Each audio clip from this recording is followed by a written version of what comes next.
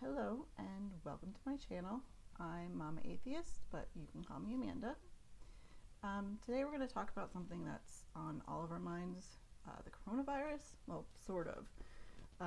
I've been asked a couple times whether or not there is any correlation between the coronavirus and climate change.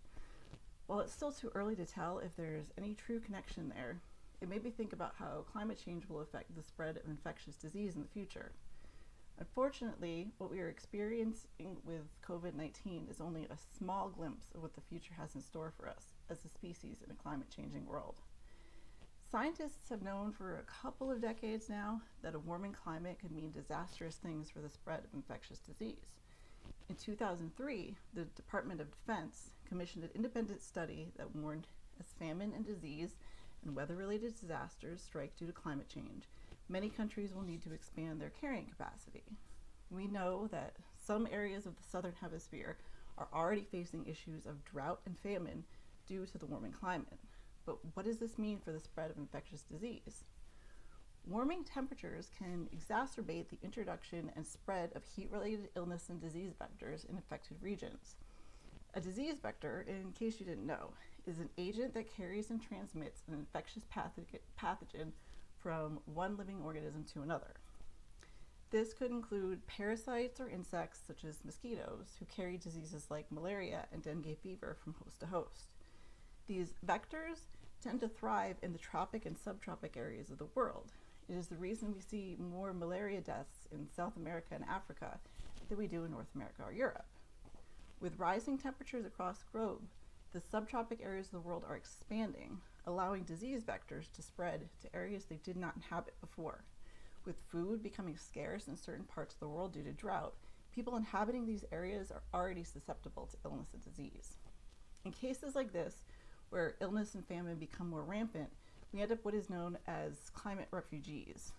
No longer able to survive where they're living, people from these areas will migrate to more stable parts of the world, and sometimes bringing these communicable diseases with them. And much like the rapid spread of the coronavirus, so too will diseases like malaria, yellow fever, Japanese encephalitis, and dengue fever spread quickly throughout the planet. Another problem that climate change presents to the human populace is the spread of zoonotic diseases due to deforestation and collapsing ecosystems.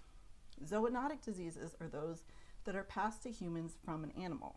In most cases, an animal can carry multiple diseases that are deadly to humans without being affected themselves. SARS, HIV, H1N1, as well as the avian flu are all examples of zoonotic diseases.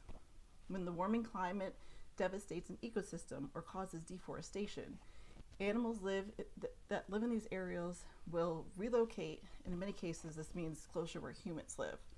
The 2014 Ebola outbreak can be partially attributed to bats, who gathered to eat closer to a species of ape than normal because the fruit that they had been eating had run scarce. Eventually, people came into contact with these apes who were infected with Ebola, causing the outbreak to spread quickly among the human populace. There are other ways that climate change can increase the spread of infectious disease among the human population, including extreme weather events, changing ocean temperatures, and so much more. However, I feel like I could go on and on about this, and I think you get the point of what I'm trying to tell you today. What we're dealing with COVID is kind of like a glimpse into the future. The spread of disease will become rapid if climate change worsens, so let's just do something today. Let's make the world a better place. That's all I'm saying. I'm Mama Atheist. Thanks for coming, and think critically. Bye.